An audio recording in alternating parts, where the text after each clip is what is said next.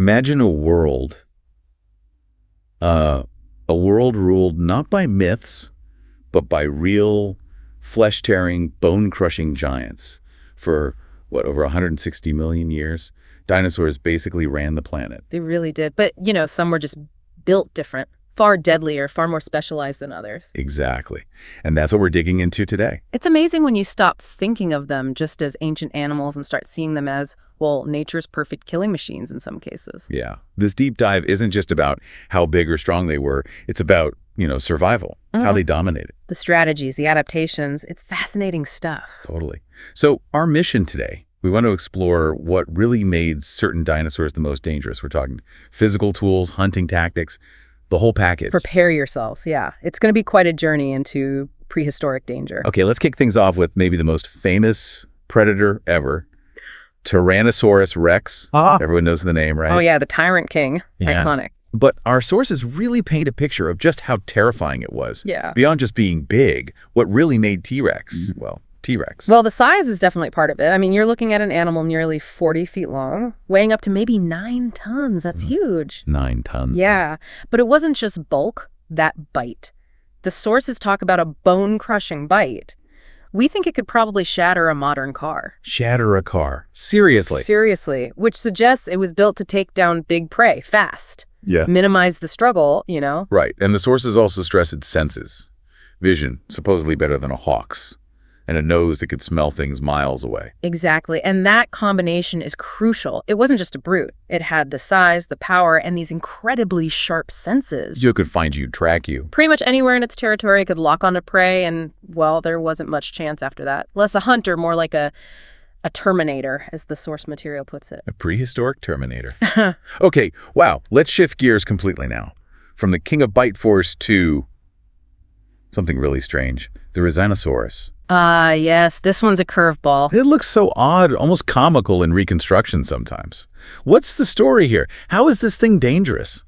Well, that's the amazing part. Appearances are so deceptive with this one. When they first found bits, they thought it was some kind of giant turtle. A turtle, okay. Yeah, but then they figured it out. It's a 33-foot herbivore, a plant eater. Right, so not dangerous. But here's the twist. It had claws on its hands. Claws longer than swords. We're talking 3-foot-long blades. Hold on. 3-foot claws on a plant eater. 3 feet long.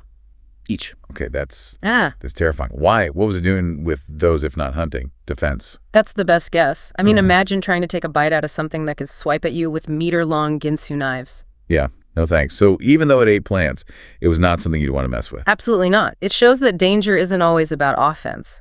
A good defense can be just as formidable. A walking warning sign. A very pointy warning sign. Okay, so Therizinosaurus shows us defensive danger. Let's talk about offensive teamwork. Raptors. The raptors. Hollywood loves them, maybe gets the species a bit mixed up sometimes. Yeah, just a bit. But the idea of intelligent pack hunters. Yeah. Our sources point to the real deal. Utahraptor. That's the one. Forget the movie Velociraptors. Utahraptor was its bigger, meaner cousin. Much bigger. How much bigger? Think wolf-sized Velociraptor versus, Utahraptor was significantly larger, maybe bear-sized or bigger in some estimates, and built tough. And it had that classic sickle claw, right? On the foot. Oh, yeah, a nasty weapon. But the really scary part, the intelligence. And the pack hunting. Fossil trackways suggest they moved together. Like wolves you mentioned. Wolves of the Cretaceous. Pretty much. Imagine a pack of smart, fast predators, each with a giant slashing claw, working together. That's coordinated terror. Yeah, that coordination multiplies the danger, doesn't it? It's not just one-on-one anymore. Exactly. It's strategy. It's overwhelming force. That's a whole other level of lethal. Okay, so we've covered land giants, defensive specialists, pack hunters. Let's dive into the water now. Spinosaurus. The spined river monster. Another fascinating case. And huge, right? Longer than T-Rex, some sources say. Yep, potentially the longest meat-eating dinosaur we know of. But size isn't the only unique thing here. It's the adaptations. For water. Exactly. It had this long, crocodile-like snout filled with sharp, conical teeth perfect for grabbing fish. Dense bones, maybe to help it control buoyancy, like a hippo or croc. So it's actually swimming. Hunting in the water. It seems like it. The evidence points towards it being semi-aquatic, maybe even primarily aquatic. The first dinosaur we know of that really lived that lifestyle. Wow. So how did it hunt? Like a giant crocodile? That's the prevailing theory. Ambushing fish, maybe other dinosaurs that came too close to the riverbank. Imagine a Nile crocodile, but, much, much bigger. Okay, so the rivers weren't safe either. Great. Nowhere was truly safe back then, it seems. Danger lurked everywhere. All right. Let's talk about a couple more land-based threats, maybe ones that don't always get the top billing, but were definitely dangerous. Carnotaurus, the meat-eating bull. Ah, Carnotaurus. Those horns. Devilish horns, as the source puts it. And it was built for speed. So fast with horns. What was its attack style? Goring things. Possibly. But the skull was also really robust, almost like it was designed for impact.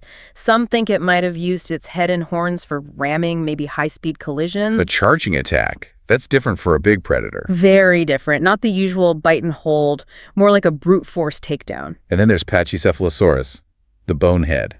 People kind of make fun of its look. They do, yeah. That big, thick dome on its head looks pretty strange. But it wasn't just for decoration, was it? Oh, definitely not. That dome was solid bones, several inches thick. The theory is they used it like a battering ram. Against each other. Or predators. Probably both. Headbutting contests for dominance, maybe. But also, imagine getting charged and slammed by that thing. Even if it wasn't a predator, it was a walking weapon in its own right. So Carnotaurus, the charging bull, Pachycephalosaurus, the living battering ram. Yeah, definitely walking weapons. Exactly. Specialized forms of danger. Okay, now for a big one. A heavyweight title fight, almost. Giga versus Rex. Tell us about Giganotosaurus. Giganotosaurus carolini. Found down in Argentina, and yes, size-wise, it was right up there with T-Rex. Some estimates even put it slightly larger or at least longer. Bigger than Rex. Wow. How did it compare otherwise? Structurally, maybe a bit more slender, more agile perhaps, and its teeth were different, more blade-like, suited for slicing, whereas T-Rex had those bone-crushing pegs. So different hunting style. Likely, yeah. The thinking is Giganotosaurus might have hunted the truly enormous sauropods, the long necks that lived in South America at the time, maybe even in packs. Packs of Giganotosaurus taking down a giant sauropod? Okay, it's a nightmare fuel.